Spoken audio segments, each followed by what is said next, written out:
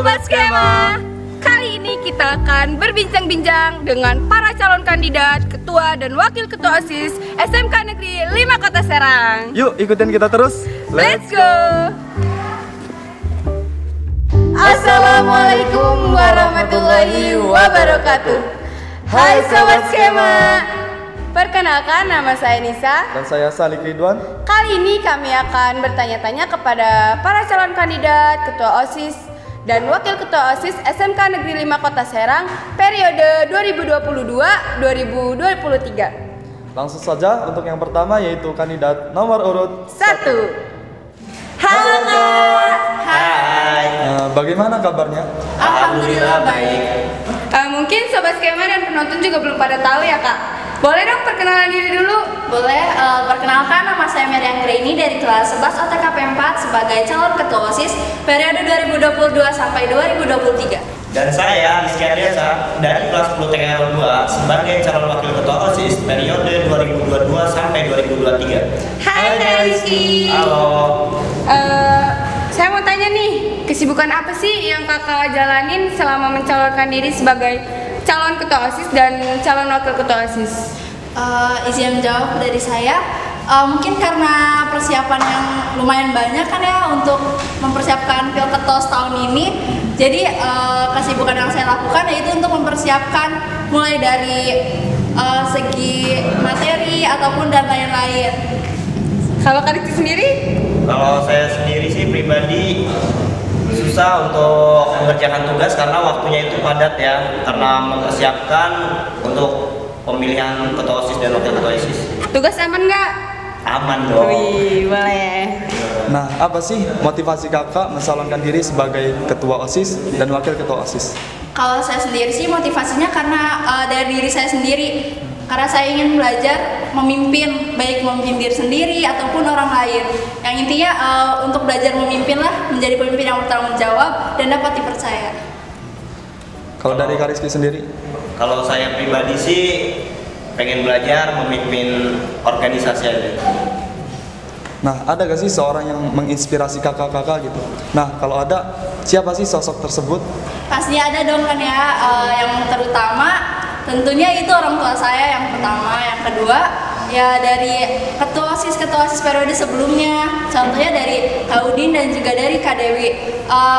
Kita ambil contoh dari yang Kak Dewi karena Kak Dewi itu mungkin sosok orang perempuan yang tangguh yang bisa memimpin sebagai sosok wanita yang menjadi seorang pemimpin. Jadi nggak cuma cowok ya yang bisa memimpin, cewek juga bisa. Iya dong, nggak mau kalah. Kak Rizky? Kalau saya sih pribadi yang pertama itu orang tua sih ya, orang tua. Kedua itu guru, dan ketiga itu ketua OSIS yang angkatan sebelumnya yaitu Kak Udin. Karena orangnya yang tegas, yang disiplin dan bisa memanage waktu. Mungkin cukup ya Kak pertanyaan dari kita. Maaf mengganggu waktunya. Iya. Dan sampai jumpa. Dadah. Tadi kan kita udah berbincang-bincang nih sama kandidat nomor 1. Penasaran nggak sih kalian sama kandidat selanjutnya? Nah, jadi di sini kita sudah bersama kandidat 2. Pasti Sobat Skema belum pada tahu kan? Untuk kandidat 2, boleh memperkenalkan diri. Halo Sobat Skema, izin memperkenalkan diri, nama saya Maida Balkis dari kelas 11 TKJ 2, calon ketua OSIS periode 2022-2023. Hai Kak Maya. Halo Sobat Skema, saya Ayu Melinda dari kelas 10 AKL 1, calon wakil ketua OSIS periode 2022-2023. Hai Kak Ayu. Hai. Kalau boleh tahu, program apa sih yang dijalankan jika kakak terpilih menjadi ketua OSIS dan wakil ketua OSIS? Izin menjawab, yang pertama, program kerja kita itu kita akan mengadakan kegiatan One Moon One Book. One Moon One Book ini diambil dari bahasa Inggris, artinya 1 bulan 1 buku. Jadi setiap siswa nantinya akan menyetorkan isi dari buku yang telah ia baca selama 1 bulan. Yang kedua, kita akan mengadakan tour antara pengurus OSIS dan anggota ekstrakurikuler yang lainnya.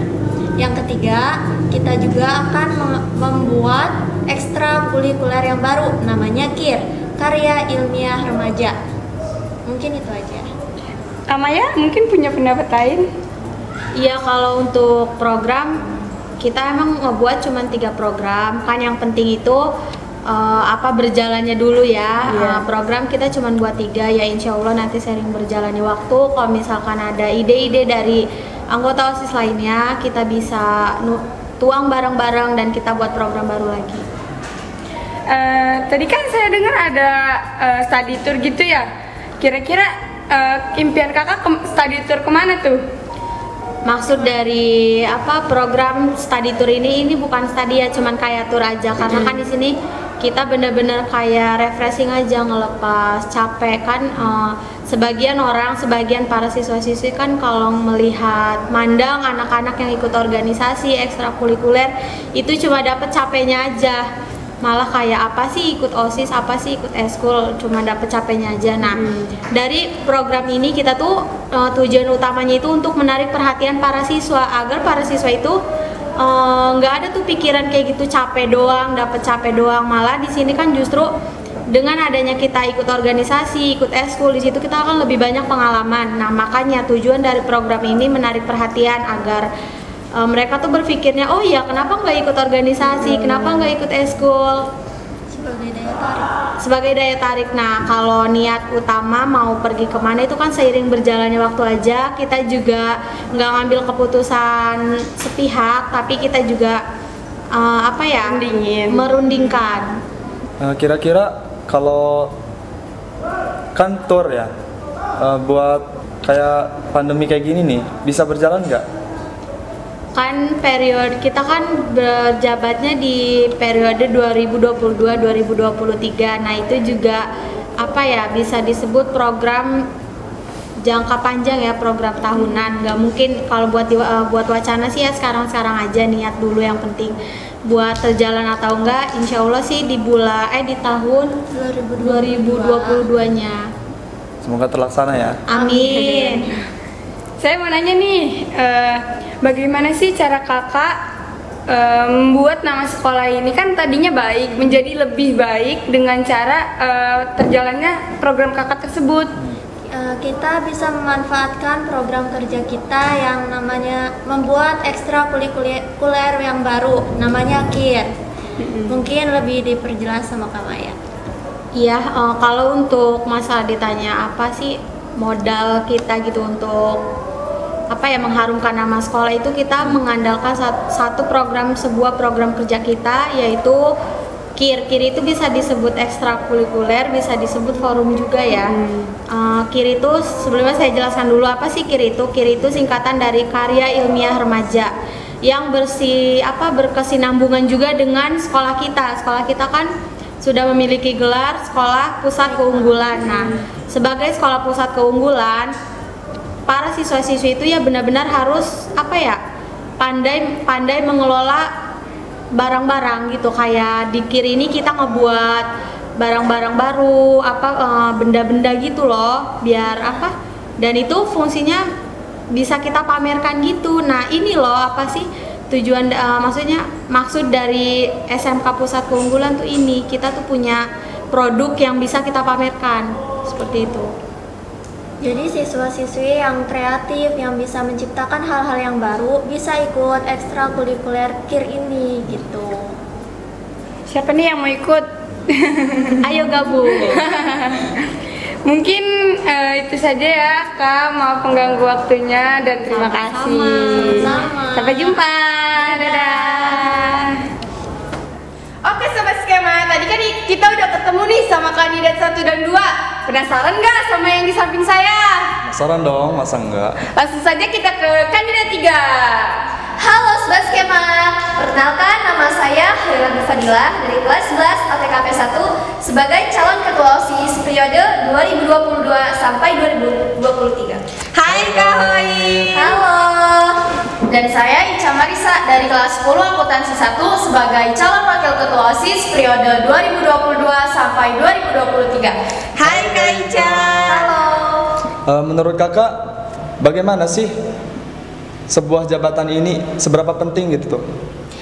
Izin menjawab, menurut saya jabatan ini sangat penting karena jabatan ketua OSIS ini sangat diperlukan untuk mengarahkan anggotanya supaya bisa menjadikan SMKN 5 Kota Serang ini lebih maju.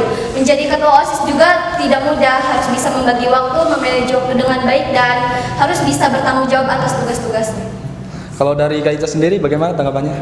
Menurut saya, jabatan wakil ketua OSIS ini sangat penting karena yang pertama harus bisa membantu ketua OSISnya dalam mengarahkan, dalam memimpin anggotanya, dan juga harus bisa bekerja sama dengan baik supaya para anggotanya bisa bekerja sama dengan aman, tentram, dan damai. Nah, saya mau nanya nih, kan pasti enggak semuanya kepilih ya jadi wakil ataupun ketua OSIS.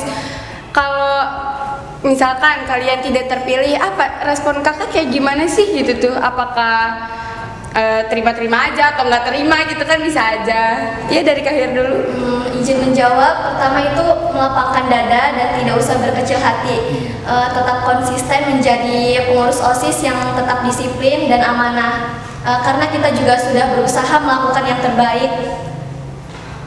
Kak Ica? Menurut saya sama, harus bisa berlapang dada dan tidak boleh berkecil hati, harus bisa menjalankan tugasnya dengan semangat, dengan amanah. Siap, cukup. Terus kira-kira jabatan apa yang diinginkan jika ternyata kalian kalah dalam pemungutan suara? Izin menjawab, kalau kita tidak terpilih menjadi ketua OSIS, mungkin saya ingin menjadi sekretaris. Kalau Kak Ica? Kalau saya, jika tidak terpilih menjadi wakil ketua OSIS, saya ingin menjadi bendahara. Karena saya juga jurusan akuntansi, maka saya ingin lebih mengenal tentang jurnal, pemasukan, dan pengeluaran di OSIS. Jadi beda ya pendapatnya. Nanti kalau misalkan nggak kepilih, tukeran gitu sama kandidatnya gitu. Enggak dong, kita terima apapun tugasnya, kita siap. Boleh. Dengar-dengar pas kampanye kan kayaknya punya pantun nih, boleh dong spill pantunnya? Boleh dong. Pergi ke pasar membeli baju, cakep. Pulangnya naik kuda, cakep. Jika ingin sekolah kita maju, jangan lupa pilih nomor 3. Mungkin itu saja ya Kak. Wawancara kali ini udah selesai dan makasih dan maaf juga mengganggu waktunya. Sampai jumpa kembali. Bye.